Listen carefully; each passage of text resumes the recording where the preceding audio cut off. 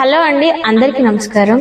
ఇప్పుడు వరకు మన బీకేఆర్ ఓల్డ్ ఏజ్ హోమ్స్ ఛానల్ని చూస్తున్న ప్రతి ఒక్కరికి కూడా హృదయపూర్వక ధన్యవాదాలు తెలియజేస్తూ మీ మాధవి.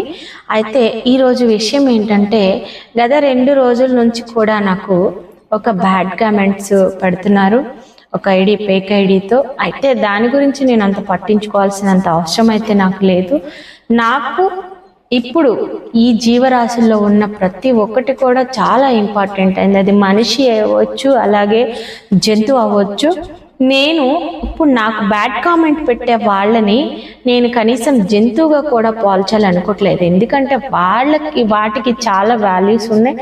దయచేసి ఒక అమ్మాయికి బ్యాడ్ కామెంట్ పెట్టేటప్పుడు మన ఇంట్లో ఎవరు ఉన్నారని ఒకసారి తొంగి చూసుకొని అప్పుడు వచ్చి ఫోన్ తీసుకొని బ్యాడ్ కామెంట్ చేయడం అనేది తెలుసుకోండి. బట్ ఈరోజు నువ్వు నన్ను బ్యాడ్ కామెంట్ చేసి నన్ను బ్యాడ్గా మాట్లాడి ఏదో పిచ్చి మాటలతో నువ్వు నన్ను ఏదో చేయాలనుకుంటే నేను అస్సలు దాని గురించి అయితే పట్టించుకోను. దయచేసి అందరిలాగా నన్ను ఇట్లా బ్యాడ్ చేశారు, నన్ను ఇట్లా మాట్లాడుతున్నారు అని చెప్పి నేను ఎక్స్పోజ్ అవ్వాలని కూడా కాదు. దయచేసి ఆడవాళ్ళని గౌరవించండి, మేము చేసే పనిని చూడండి. అంతేకాని మా పర్సనల్స్ విషయాలు మీకు సంబంధం లేదు. ఎవరి పర్సనల్స్ వారికి ఉంటే, అట్లాగే నాకంటూ ఏం పర్సనల్స్ లేవు. ఇంకోటి వచ్చేసి, నేను నా కుటుంబానికి, నా తల్లి తండ్రికి నేను ఒక్కదాన్నే కూతుర్ని. మా ఇంట్లో నన్ను కూతురైన కొడుకులాగే పెంచారు. నేను ఇలాగే ఉన్నాను.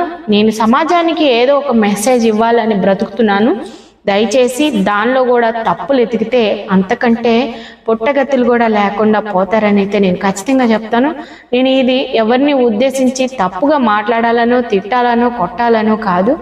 నేను ఒక ఆడపిల్లని అయ్యుండి రోడ్డెక్కి సమాజానికి సేవ చేస్తూ నేను ఒక 80 మందిని ప్రతినిత్యము కంటికి రెప్పలాగా, తల్లులకి కూతురులాగా, అలాగే ఇక్కడున్న చిన్నారులకి తల్లిలాగా ఉంటూ వాళ్ళ మంచి చెడు వాళ్ళకి అన్నీ నేను చూసుకుంటున్నాను. నాకంటే గొప్పవాళ్ళు ఈ ప్రపంచంలో ఉంటారా లేదా అనేది కూడా నేను ఎప్పుడు ఆలోచించను.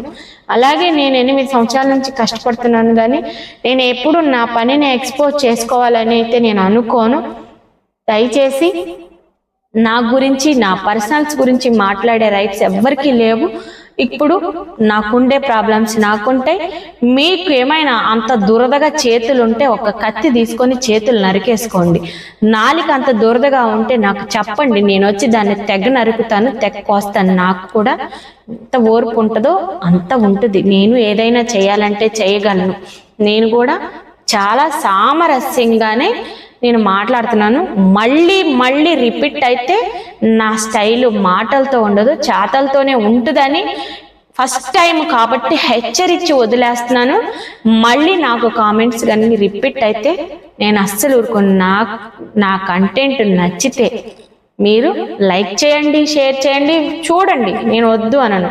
లేదు నచ్చలేదంటే పైకి ఇలా జరిపేసుకోండి. ఎక్స్ట్రాలు మాట్లాడి ఎక్కువ చేస్తే వ్యూవర్స్లోని నేను దేవుళ్ళని వెతుక్కుంటున్నాను. ఎందుకంటే నేను చేసే పని అందరూ చూసి 100లో ఒకరైనా స్పందించి ఇక్కడ ఉన్న వాళ్ళకి ఏ మంచి వచ్చాడో చూస్తారనే ఆలోచనతోనే యూట్యూబ్ ఛానల్ క్రియేట్ చేసుకొని గత 2 సంవత్సరాల నుంచి మేము చేస్తూ ఉన్నాం. మా కార్యక్రమాలన్నీ కూడా అందులో పోస్ట్ చేస్తున్నాను.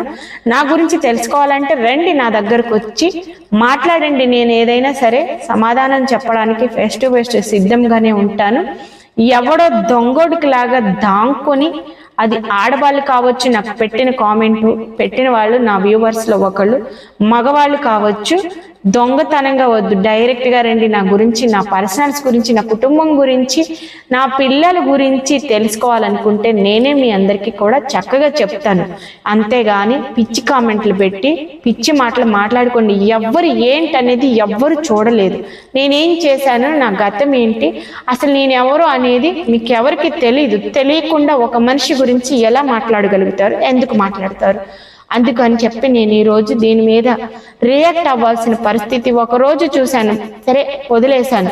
2వ రోజు కూడా దీన్ని భరించే అంత ఓపిక నాకు లేదు. ఎందుకంటే మంచి కోసం నేను ఉపయోగిస్తున్నాను దీనిలో నేను చెడు అవ్వాలనుకోవట్లేదు. అలాగని చెప్పి నేను మిమ్మల్ని బూతులు తిట్టో లేకపోతే ఇంకోలాగా నేను హెచ్చరించాలనుకోవట్లేదు. నెక్స్ట్ డే ఈ రోజు చూస్తా.